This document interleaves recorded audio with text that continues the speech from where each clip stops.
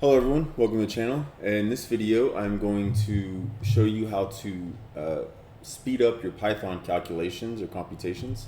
So this isn't just a general Python speed up. This is going to be mainly focused on those of you that are doing numerical computations, numerical calculations in Python. Maybe you had something in C or C++ or Fortran and you wanted to convert it over to Python, but you thought, well, Python's just not as fast. Well, I've got good news for you. This package called Numba, right? It's an open source JIT, so just-in-time compiler that translates a subset of Python and NumPy code into fast machine code.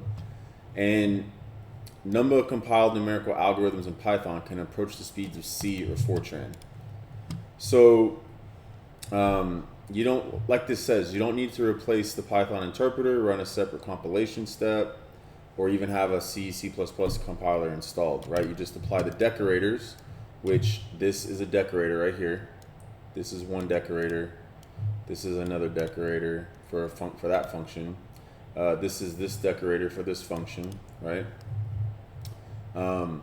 So you just apply that decorator after you import the package into your project, and like it says, Numba does the rest. So they also have a way to use GPU acceleration, which I will look at that in a different video. But for now, I just want to show you how to speed up your general code, your numerical code.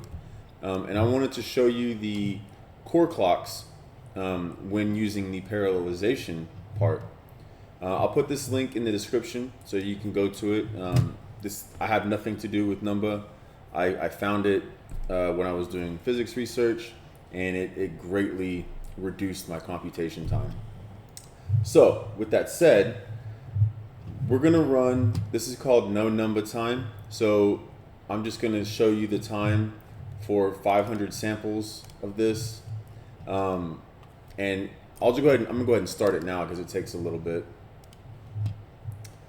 So when it's done, you see that you don't have a lot of activity over here. You get some core clock jump, but that's mainly because, you know, I'm recording, I'm moving this around, I have a browser open over here. So this is in fact working in the background, I can assure you. I think it's running, it might be running around here because you see these core clocks jumped up, maybe down here. But it is running, and we will get a time here shortly. While we're waiting on that, I want to make another point. So you'll see when we go to the NumberTime Python file, so this will compile, or this will run while we're over here.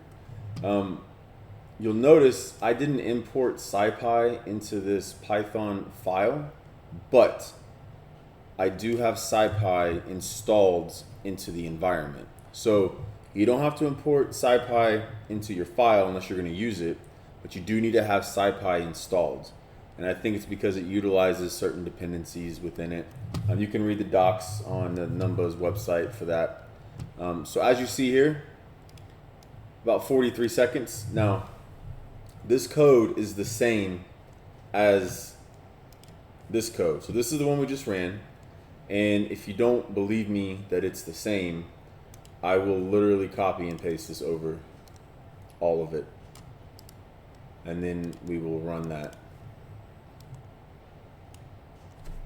So erase, Control V, right? So yeah, so now, so this is NoNumberTime. Now we're gonna run NumberTime.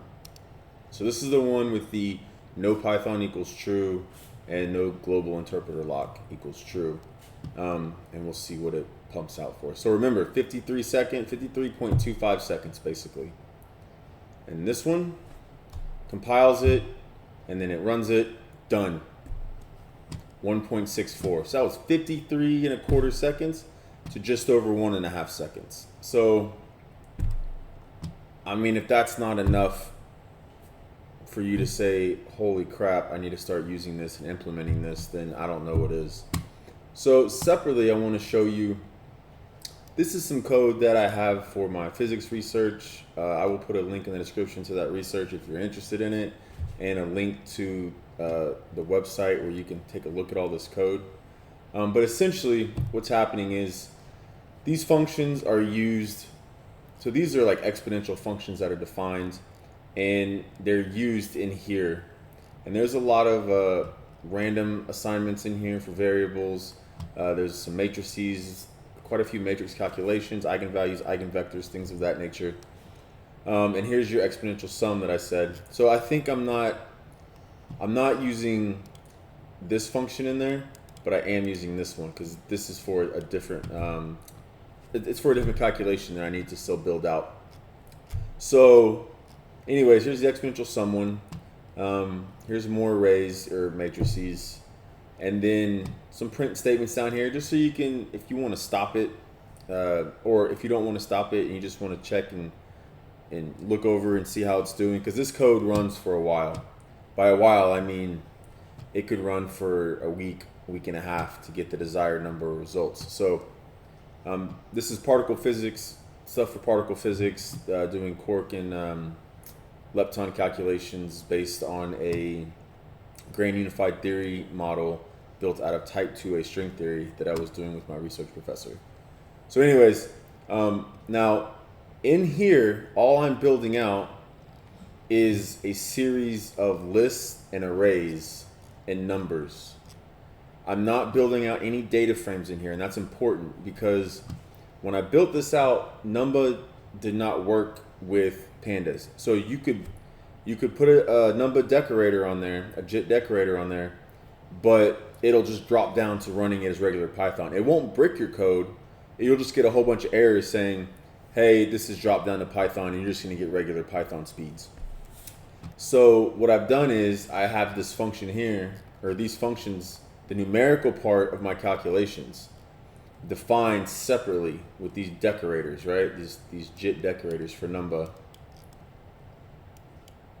And then this is basically like my main function, right? So here I assign the results from my numerical calculations.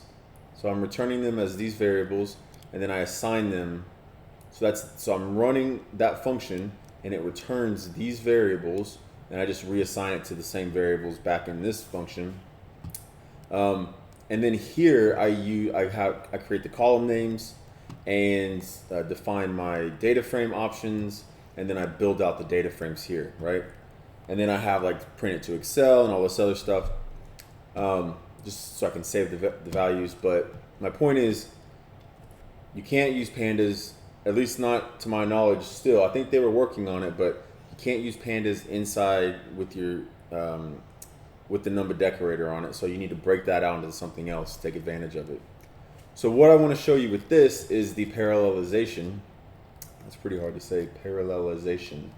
So here's parallel equals true, which is not in the other things. So, and I want you to keep an eye over here on these, on the current core clocks. So let me see if I can open this up a little bit more. So I am running a AMD Ryzen 3950X 16 core. So this is going to be 32 threads right here. So you notice the values, current, and all these.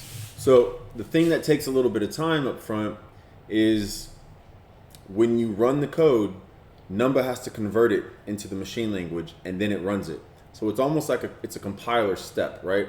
So you know, if you run like C++ code or whatever, you build it, you compile it, then you run it. So essentially what's happening is, in the back end, Numba's building it and then running it all in one step, right? And doing the conversion to the machine language, right? So like it says here, just-in-time compiler that translates it into fast machine code. So there will be some times that you apply this and you could actually see a slowdown in your computation time. But if your computation runs long enough to where the time it takes to compile it is no longer a factor in the overall runtime, then you shouldn't have to worry about it. So for example, when I was first testing out Numba, I noticed that there was some things you could do where when you apply Numba, it actually slows it down, because your code just without Numba will run in basically the amount of time it takes just to compile it. So now you're adding this compilation step, plus you're running the code, right? So sometimes it won't work, but sometimes it will. But if you're running something for an extended period of time, my guess is that it's usually going to help you out.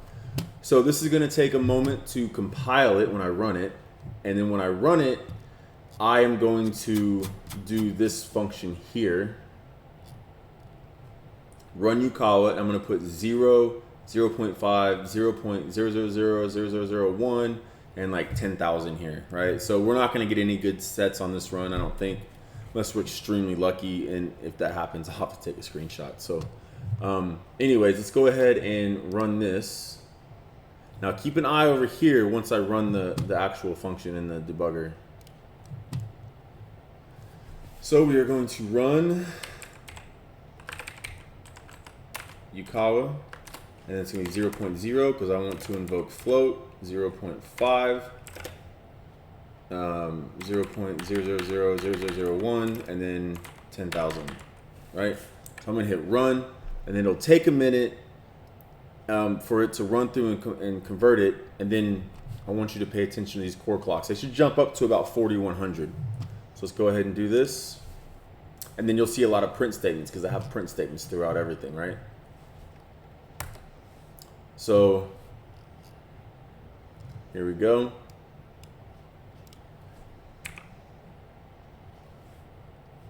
Let's see, I think I hit it. It's just waiting maybe. Yeah, it's running.